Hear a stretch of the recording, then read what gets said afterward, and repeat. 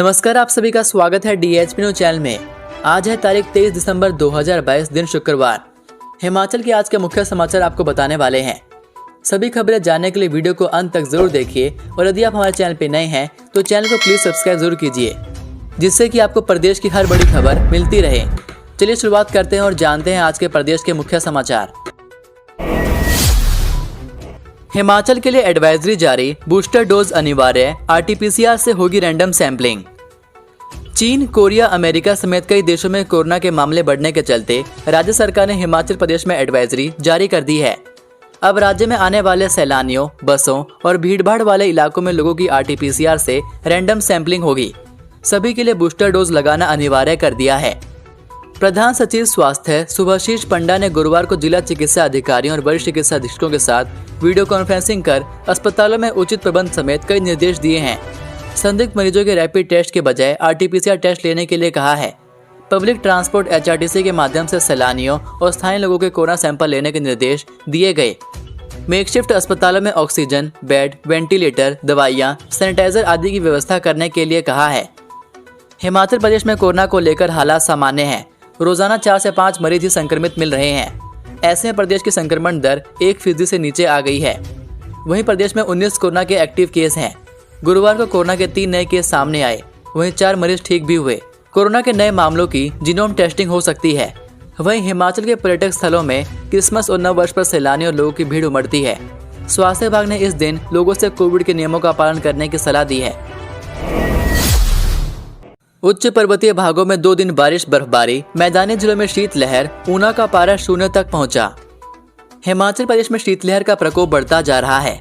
प्रदेश के 9 क्षेत्रों में न्यूनतम तापमान माइनस में दर्ज किया गया है। शिमला से ज्यादा ऊना में रात के समय अधिक ठंड पड़ रही है। ऊना का न्यूनतम तापमान 0.6 डिग्री सेल्सियस दर्ज किया गया, जबकि शिमला में 4.2 डिग्री सेल्सियस दर्ज किया गया। वहीं मौसम विज्ञान केंद्र शिमला ने प्रदेश के उच्च पर्वतीय क्षेत्रों किन्नौर, लाहौल स्पीति सहित चंबा, कुल्लू और मंडी के ऊंचाई वाले क्षेत्रों में 25 और 26 दिसंबर को बर्फबारी के आसार जताए हैं। मैदानी क्षेत्रों ऊना, बिलासपुर, हमीरपुर, कांगड़ा और मध्य पर्वतीय जिलों सोलन, शिमला, सिरमौर, मंडी, कुल्लू और चंबा में 26 दिसंबर तक मौसम साफ बना रहने का पूर्वानुमान है। 27 दिसंबर से प्रदेश के सभी भागों में मौसम साफ रहने के आसार हैं। उधर मैदानी और कम ऊंचाई वाले भागों के लिए 24 दिसंबर तक धुंध पड़ने व शीतलहर का येलो अलर्ट जारी किया गया है। बिलासपुर, हमीरपुर, ऊना, मंडी और सिरमौर जिला के कई क्षेत्रों में सुबह और शाम के समय धुंध पड़ने से मौसम में ठंडक बढ़ गई है। सरकारी संस्थान और कार्यालय बंद करने के विरोध में भाजपा ने प्रदेश भर में किया प्रदर्शन। हिमाचल प्रदेश में कई संस्थानों और कार्यालयों को बंद करने के विरोध में भाजपा ने प्रदर्शन शुरू कर दिए हैं। गुरुवार को मंडी के सराज, बल, हमीरपुर के भोरंज, सिरमौर के पांवटा और संगड़ा में सुक्खू सरकार के खिलाफ नारेबाजी की गई। इस संबंध में भाजपा नेताओं ने राज्यपाल को भी ज्ञापन भेजे हैं। अन्य जिलों में भाजपा कार्यकर्ताओं की उग्र आंदोलन की चेतावनी है। उधर पूर्व CM जयराम ठाकुर ने भी कहा है कि जनता का यह रोष और निराशा कांग्रेस सरकार के लिए महंगी पड़ने वाली है। कांग्रेस सरकार ने प्रदेश की भूली भाली जनता को ठगने का काम किया है और निश्चित रूप से इसका खामियाजा कांग्रेस को भुगतना पड़ेगा। सराज और बल क्षेत्र में भाजपा कार्यकर्ताओं ने गुरुवार को प्रदेश सरकार के खिलाफ धरना प्रदर्शन किए। इस दौरान रोष रैलियां निकाली गई और सरकार के खिलाफ धरना प्रदर्शन करके नारेबाजी की गई। नए साल के लिए टल सकता है सुखविंदर सिंह सुक्खू सरकार का मंत्रिमंडल विस्तार। हिमाचल प्रदेश की नई सुखविंदर सुक्खू सरकार का मंत्रिमंडल विस्तार अगले साल के लिए भी टल सकता है। यह साल 1 हफ्ते बाद शुरू होने जा रहा है। नए वर्ष 2023 में विधानसभा का शीत सत्र 4 जनवरी के बाद बुलाया जा सकता है। यह पहले 22 दिसंबर से प्रस्तावित था, मगर इसे मुख्यमंत्री कोविड पॉजिटिव आने के बाद आगे टाला गया है। प्रदेश में कांग्रेस की सत्ता में आने के बाद अभी मुख्यमंत्री सुखविंदर सिंह सुक्खू और उप मुख्यमंत्री मुकेश अग्निहोत्री ने ही शपथ ली है। अभी मंत्री तय नहीं हो पाए हैं। इसके लिए क्षेत्रीय, जातीय और तमाम तरह के संतुलन साधे जा रहे हैं। नए मंत्रियों के बनने के बाद अन्य विधायक नाराज ना हो, यह समीकरण भी बैठाए जा रहे हैं। सूत्रों के अनुसार मुख्यमंत्री सुखविंदर सिंह सुक्खू पहले आगामी दिनों में कोविड संक्रमण के बाद क्वारंटीन अवधि से वापस आने के बाद ही मंत्रिमंडल विस्तार चाह रहे थे, मगर अब उन्होंने तय किया है कि इसे शीत सत्र के बाद ही तय किया जाएगा। शीत सत्र 4 जनवरी के बाद संभावित है। लाहौल के विधायक रवि को स्वाइन फ्लू, सर गंगाराम अस्पताल में भर्ती। लाहौल स्पीति से कांग्रेस के विधायक रवि ठाकुर स्वाइन फ्लू की चपेट में आ गए हैं। उन्हें दिल्ली के सर गंगाराम अस्पताल में भर्ती करवाया गया है। बुधवार रात को तबीयत खराब होने पर उन्हें अस्पताल ले जाया गया। जहां डॉक्टर ने उन्हें स्वाइन फ्लू होने की पुष्टि की। बताया जा रहा है कि अब उनकी हालत में सुधार है और 1-2 दिन के भीतर उन्हें अस्पताल से छुट्टी मिल सकती है। रवि ठाकुर राजस्थान में राहुल गांधी की भारत जोड़ो यात्रा में शामिल हुए थे। परिचालक से बैठने के लिए सीट मांगी तो एचआरटीसी बस से उतार दिया दिव्यांग। हिमाचल प्रदेश के करसोग में एचआरटीसी बस में सफर कर रहे दिव्यांग के साथ दुर्व्यवहार का मामला सामने आया है। करसोग से मंडी जा रही बस के चालक और परिचालक पर बीते बुधवार को मंडी के सखोवा के रहने वाले दिव्यांग खेमचंद को आधे रास्ते में धक्के मारकर बस से उतारने का आरोप लगा है। दिव्यांग अपने भाई से मिलने रामपुर गया था। वहां से वापस घर जाने के लिए करसोग बस स्टैंड से एचआरटीसी बस में सवार हुआ था। सवारियां अधिक होने की वजह से खेमचंद को सीट नहीं मिली। दिव्यांग बस में खड़ा होकर सफर करने पर मजबूर था। उसने सनारली के समीप परिचालक से सीट दिलवाने का आग्रह किया, लेकिन परिचालक ने सीट देने के बजाय दिव्यांग को वर्कशॉप के नजदीक बस से धक्का देकर बाहर निकाल दिया।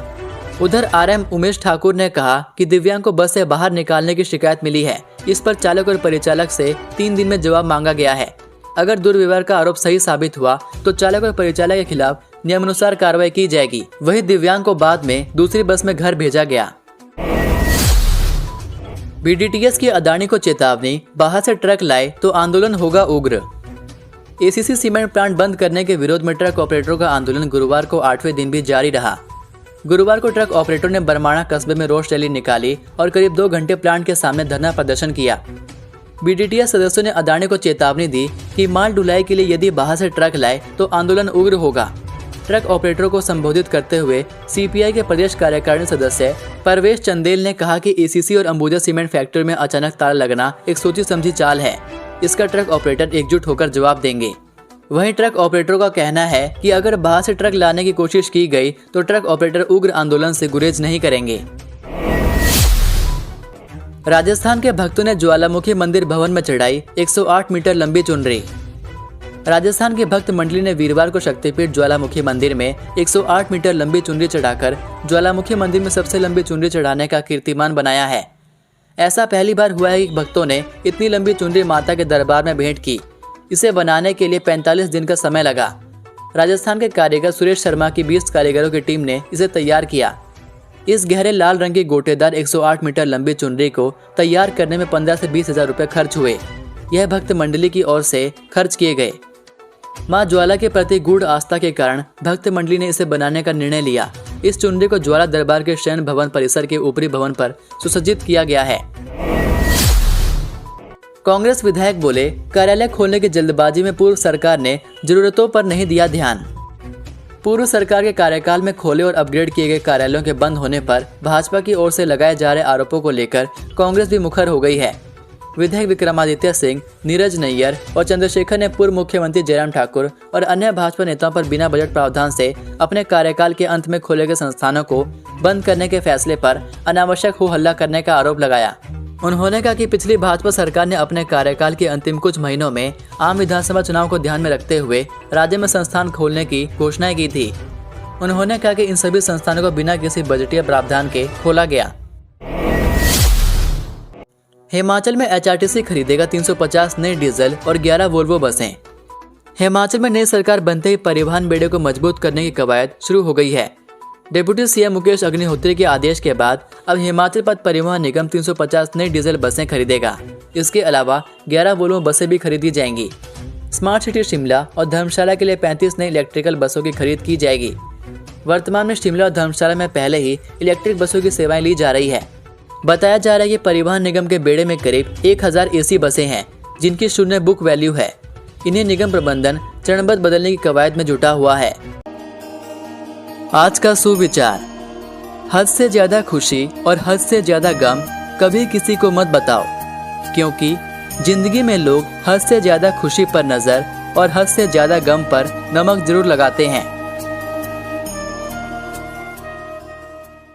तो ये थे आज के मुख्य समाचार।